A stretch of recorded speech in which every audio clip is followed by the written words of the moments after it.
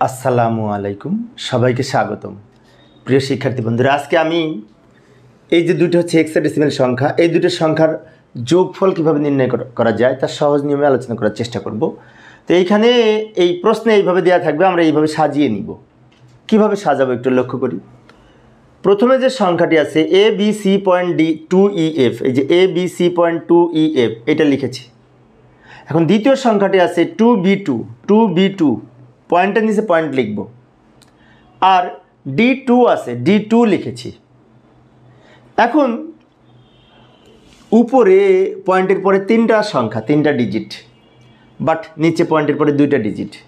সেজন্য সাজানোর সময় আমরা খেয়াল রাখবো পয়েন্টের নিচে পয়েন্ট লিখে এই দিক থেকে সাজাতে সাজাতে যাব, ফাঁকা থাকলে এইদিকে থাকবে, ডানে থাকবে ফাঁকা। সেজন্য আমরা কি করব, এইখানে ফাঁকা রাখতে পারি, তবে ফাঁকা না রেখে একটা শূন্য দিতে পারি সমান করার জন্য, কারণ পয়েন্টের পরে সর্বডানে শূন্য নিলে মানের পরিবর্তন হয় না। এবার আমরা যোগ করব, হেক্সাডেসিমাল যোগ, তাই না? তো হেক্সাডেসিমাল সংখ্যা যোগ করার সময় এটা আমার বিশেষ করে নম্বর ক্লাস, ইতিপূর্বে 4টে ক্লাস নিয়েছি। তো আমার ক্লাসগুলি যারা নিয়মিত দেখো তারা পারো, তারপরে যারা আজকে নতুন তাদের জন্য আমি একটু ব্যাখ্যা করছি। লক্ষ্য করি, যোগফল যদি 16-র উপরে হয়, যেহেতু 16 ভিত্তিক সংখ্যা, সেখান থেকে 16 বিয়োগ হবে, বিয়োগ হয়ে যা হবে নিচে বসবে। আর যোগফল যদি 16-র নিচে হয় তা যা হবে তাই বসবে। যেমন F আর 0, F-এর মান 15 আর 0 যোগ করে 15 হয়। তো 15 সংখ্যাটি তো 16-র চেয়ে ছোটো, তাই 15 এখানে বসবে, মানে F এখানে লিখে দিব। আচ্ছা, হাতে কোনো সংখ্যা নাই। এবার এইখানে আসি, এর মান 14 আর এই 2, 14 আর 2 যোগ করে কিন্তু 16 হয়। এর মান 14 আর 2 যোগ করে কিন্তু 16 হয়। তো 16 এখানে লেখা যাবে না। তো 16 হলে অথবা তার চেয়ে বড় হলে সেখান থেকে 16 বিয়োগ হবে। যেমন এই দুটো যোগ করে যে 16 হচ্ছে, 16 থেকে 16 বিয়োগ করব।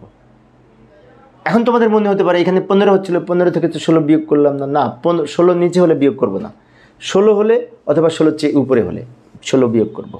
তাহলে এখানে যোগ করে যে 16 হচ্ছে, সেখান থেকে 16 বিয়োগ করে আমরা শূন্য পাবো, শূন্য লিখব। ওই যে 16 একবার বিয়োগ করলাম, এর জন্য 1 হাতে আছে। ওই হাতের 1 আর এই ডি এর মান 13, 13 আর ওই 1 কত, 14, 14 আর 2 যোগ করে আবার 16 হচ্ছে। তো 16 থেকে আবার 16 বিয়োগ করব, বিয়োগ করে শূন্য লিখব, আর পয়েন্টের নিচে পয়েন্ট লিখব। যে এই যে এখানে 16 হচ্ছিল যোগফল, সেখান থেকে 16 বিয়োগ করে শূন্য লিখেছি। তো 16 একবার বিয়োগ করেছি, সেজন্য 1 হাতে আছে। হাতের 1 আর সি এর মান 12, তাহলে কত হচ্ছে, সি এর মান 12 আর 1 13 হচ্ছে। 13 আর এই 2 15 হচ্ছে। 15 সংখ্যাটি 16-র চেয়ে ছোটো, তাই এখানে 15 লিখব, কিন্তু 15 লেখা যাবে না, 15-র মান F, তাই F লিখব। এবার কিন্তু হাতে কোনো সংখ্যা নাই। আবার এখানে যোগ করব, বি এর মান হচ্ছে 11, 11 আর 11 যোগ করে 22, তাই না? আচ্ছা, তো 11 আর 11 যোগ করে 22, 22 সংখ্যাটি 16-র চেয়ে বড়, তাই 22 থেকে আবার 16 বিয়োগ করব, বিয়োগ করে 6 থাকে, 6 এখানে লিখব। ওই যে 16 একবার বিয়োগ করলাম, এর জন্য 1 হাতে থাকবে। হাতের 1 আর এর মান 10, তাহলে হচ্ছে 11 আর এই 2 13, তো এখানে 13 লিখব, কিন্তু 13-র মান ডি, তাই ডি লিখব। ব্র্যাকেট দিয়ে ভিত্তি হিসাবে 16 লিখব। তো প্রিয় শিক্ষার্থী বন্ধুরা, এইভাবে আমরা হেক্সাডেসিমাল সংখ্যা যোগ করতে পারি। একটি বিষয় খেয়াল রাখবো, যোগ করে যদি দেখি 16 নিচে হচ্ছে, তো যা হবে তাই লিখব। আর যদি দেখি যে 16-র চেয়ে বড় হচ্ছে, সেখান থেকে 16 বিয়োগ করব, বিয়োগ করে নিচে লিখব, সেখানে হাতে 1 থাকবে। অথবা যদি 16 2বার বিয়োগ করি, তাহলে 2 হাতে থাকবে। যেমন 16 2বার কখন বিয়োগ হবে, এখন আমার যোগফল যদি এমন হয় যে যোগফল হচ্ছে আমার 38, আমি হয়তো 3টে সংখ্যা যোগ করছি, অথবা যোগফল হচ্ছে 36, তো 36 থেকে 16 কিন্তু 2বার বিয়োগ করা যায়।